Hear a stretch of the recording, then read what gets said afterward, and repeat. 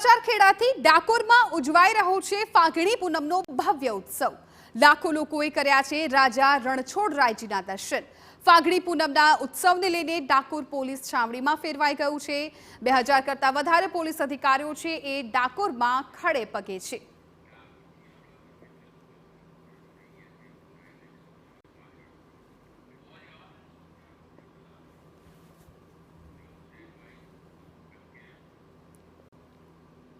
અમારા સંવાદદાતા ધર્મેન્દ્ર કપાસી છે વધુ જાણકારી આપી રહ્યા છે।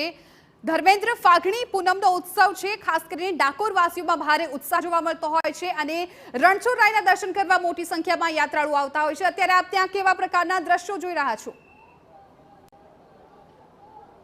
જિજ્ઞાસા, ખેડા જિલ્લાના પ્રસિદ્ધ યાત્રાધામ ડાકોર રણછોડજી મંદિરમાં ફાગણી પૂનમનું અનેરું મહત્વ હોય છે। 5 દિવસ સુધી ચાલનારા ઉત્સવની અંદર સમગ્ર રાજ્ય અને દેશમાંથી લાખોની સંખ્યામાં ભાવિક ભક્તો ડાકોરમાં આવતા હોય છે। છેલ્લા 3 દિવસમાં 12 લાખ કરતાં વધારે ભાવિક ભક્તોએ કાળિયા ઠાકોરના દર્શન કર્યા છે।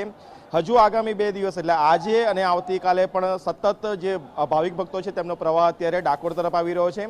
આપણી સાથે જે પદયાત્રિકો જોડાયા છે અત્યારે, જે અલગ અલગ ગામોમાંથી આવેલા છે, આપણે તેમની સાથે વાત કરવાનો પ્રયાસ કરીશું। શું નામ છે તમારું? પ્રકાશભાઈ। ક્યાંથી આવ્યા? સિલજ ગામથી, અમદાવાદ સિલજ। કેવી લાગણી થાય છે?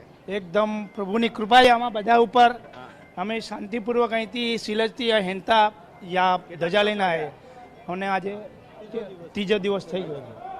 માનતા રાખેલી તમે? નહીં, માનતા નથી। અમે સાહેબ અમદાવાદથી સિલજથી આવ્યા છીએ। છેલ્લા 35-40 વર્ષથી આ સંઘ અમારો આવે જ છે સિલજથી પગપાળા। સંઘનું નામ શું છે? રાઠોડ એકતા યુવક મંડળ। કેટલા સભ્યો આવો છો? અમે આ યંગ જ છે બધા, 25 થી 30 જે રેગ્યુલર છે દર વર્ષે આવે છે। અને અમદાવાદથી આયા, કેટલી મુશ્કેલી પડી આવતા અહીંયા? બહુ મુશ્કેલી પડી। કયા પ્રકારની મુશ્કેલી પડી? ચાલવામાં મુશ્કેલી પડી ને બધી સેવાઓ બેવા બધું સારી હતી, કેમ્પ બી સારા હતા, બધું જમવા બમવાનું બધું। હા, પોલીસ બંદોબસ્ત બી સારો હતો, આરોગ્ય સેવાઓ બધી સારી હતી। ડાકોરમાં કોઈ મુશ્કેલી પડી? ના, ડાકોરમાં કઈ જ મુશ્કેલી નહીં। કેવી લાગણી થાય છે અહીંયા આવીને? સારી લાગણી થાય છે। શું છે અહીંયાનું મહત્વ, શું છે ડાકોર મંદિરનું? રણછોડરાય દ્વારકાધીશથી અહીંયા આવ્યા હતા। પછી ફાગણી પૂનમનું શું મહત્વ છે અહીંયા? અહીં ફાગવેલ પૂનમની મહત્વ ડાકોરરાયની રણછોડરાયની કૃપા છે। જે કોઈ પ્રભુને દર્શન, આ બાધા કોણે રાખેલી? બાધા કોઈની છે? બાધા કોઈ પૂરી કરવા માનતા કોઈ નહીં? ધજા ચડાઈ? ધજા ચડાઈ કોઈ? આવતા વર્ષની બાધા રાખેલી છે અમે 15-17 જણા।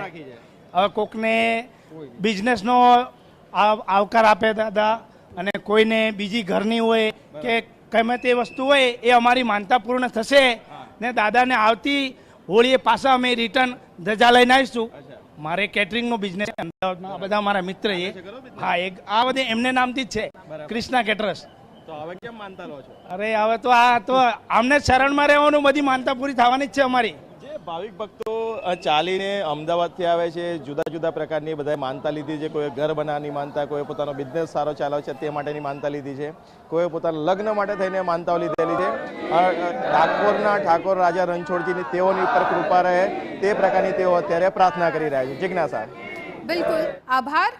ત્યાંના જે શ્રદ્ધાળુઓ છે તેનો ભારે ઉત્સાહ જોવા મળી રહ્યો છે। ક્યાંયથી લોકો અલગ અલગ જિલ્લાઓમાંથી અત્યારે ડાકોર પહોંચ્યા છે અને જય રણછોડના તેઓ નાદ લગાવી રહ્યા છે।